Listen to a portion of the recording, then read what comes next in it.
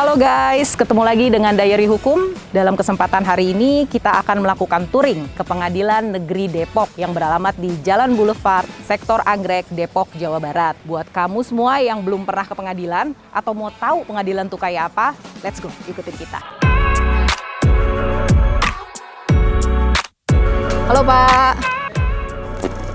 Nah, kita udah sampai di Pengadilan Negeri Depok nih guys. Kalian bisa lihat sendiri, di PN Depok ini menyediakan parkir gratis dan ada juga loh parkir khusus penyandang disabilitas. Pengadilan sekarang ini memang sangat memperhatikan kebutuhan para penyandang disabilitas dengan turut menyediakan kursi roda dan guiding block untuk penunjuk jalan. Oh ya, sebelum kita masuk, jangan lupa cuci tangan dan juga scan barcode peduli lindunginya ya, karena ini wajib guys di zaman pandemi. Nah teman-teman, sekarang kita udah di dalam pengadilan. Ini ruangan pertama biasanya yang ada di pengadilan, namanya PTSP. Tempat lo daftarin surat kuasa, permohonan, gugatan, ambil putusan, sampai daftarin eksekusi. Kalau lo mau ke PTSP, jangan lupa ambil antrian dulu. Nah ini meja-meja yang ada di PTSP, kalau lo mau kemana, lo klik, nanti lo ambil nomor antriannya.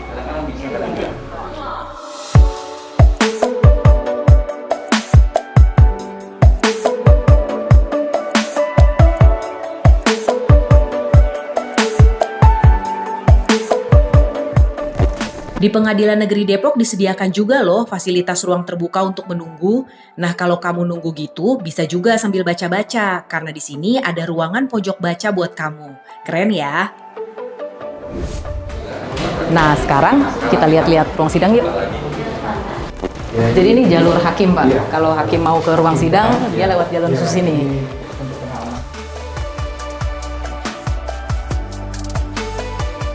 Nah, ini kita di ruang sidang anak. Ruang sidang anak tuh agak berbeda sedikit. Misalnya nih, lo bisa lihat meja hakimnya nggak lebih tinggi dari meja penuntut umum atau terdakwa, atau misalnya meja penggugat atau tergugat atau meja penonton, untuk kasih efek psikologis ke anak biar anaknya merasa ada tenang.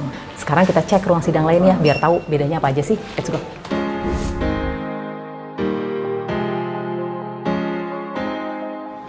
Wah gila sih guys, ini ruang sidangnya bagus banget. Juara si PN Depok, ini ruang sidangnya, coba lo lihat, bener-bener bagus banget ini.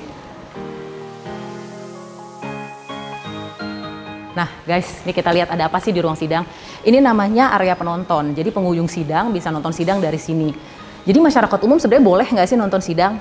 Secara prinsip, sidang itu sifatnya terbuka, kecuali yang menurut peraturan perundang-undangan harus tertutup.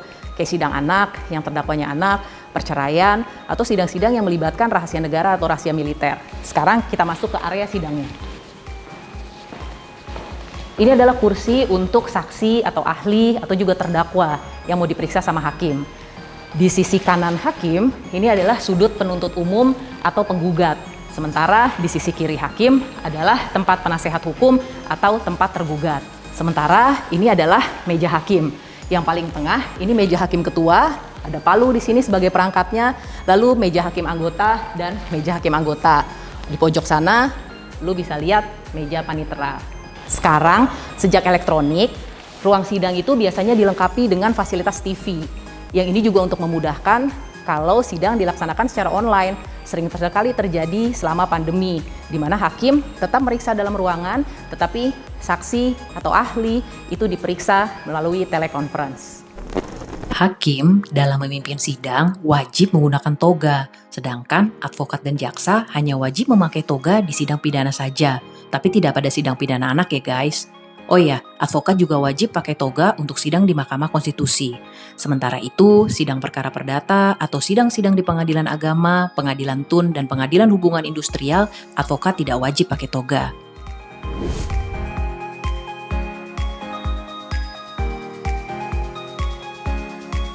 Nah sekarang kita ada di ruang tunggu. Ruang tunggu untuk biasanya ini adalah untuk pengunjung atau pihak-pihak di perkara perdata atau advokat. Nunggu sidang tuh bisa lama banget guys, literally bisa lama. Lu bisa nunggu sidang kayak 3 atau 4 jam hanya untuk buat sidang 15 menit. Itulah yang sekarang tuh kita tuh kebantu banget sama yang namanya e-court. Jadi kalau teman-teman nggak tahu, e-court itu adalah layanan online untuk pengadilan ada terdiri dari e-filing. E-filing tuh lo bisa submit gugatan lo, permohonan lo melalui sistem online. Lalu ada e-payment, lo juga akan melakukan pembayaran melalui sistem online, nanti akan diberikan virtual account.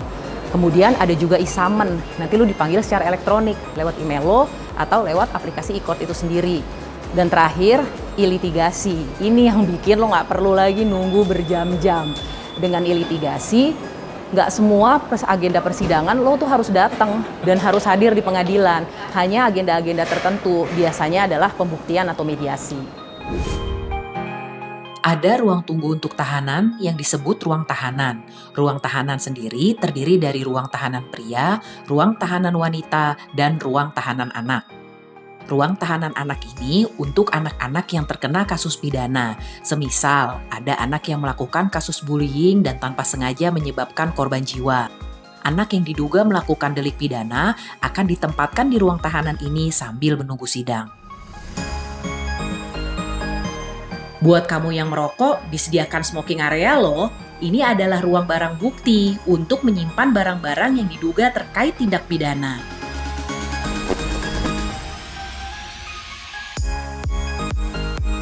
Nah, ini namanya pos bakum. Pos bakum ini disediakan oleh negara dan ada di setiap pengadilan.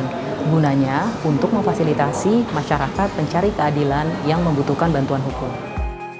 Nah, ini ruang mediasi. Cuman kita nggak boleh masuk karena mediasi itu sifatnya tertutup.